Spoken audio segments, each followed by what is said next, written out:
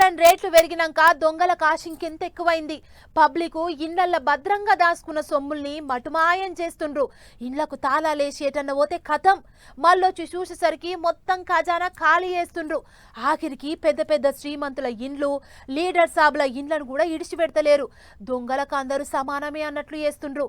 ఇక చూడుండ్రి, ఏపీలో ఓ మంత్రి సారు ఇంటికే కన్నమేసిండ్రు బద్మాష్గాన్లు.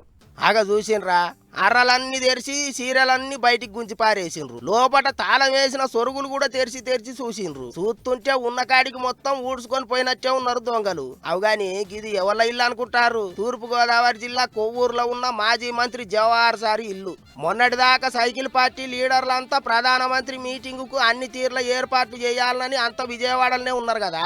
మరి అసోంటప్పుడు సైకిల్ పార్టీ జాతీయ కార్యదర్శి అయిన జవహర్ సారు ఇంటికాడెట్లుంటాడు? అందుకే ఆయన కూడా 10 దినాల సంది విజయవాడలోనే ఉంటున్నాడట. ఇక ఇంటోళ్ళు ఏదో పనివాడి మొన్న 30 తారీఖు నాడు తిరువురు పోయినరాట.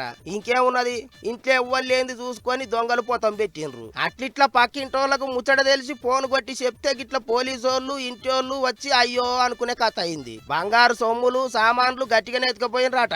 అధికారంలో ఉన్న పార్టీ లీడరు మాజీ మంత్రి ఆయన ఇంట్లోనే దోసుకొని పోయినరంటే ఆ దొంగలు చేయి తిరిగిన దొంగలే అనుకుంటారా అందరూ. ఇగిదిట్లుంటే వికారాబాద్ జిల్లా తాండూరులో పోయి ఇగురం తప్పిన దొంగ ఏం చేసిండో చూడుర్రే.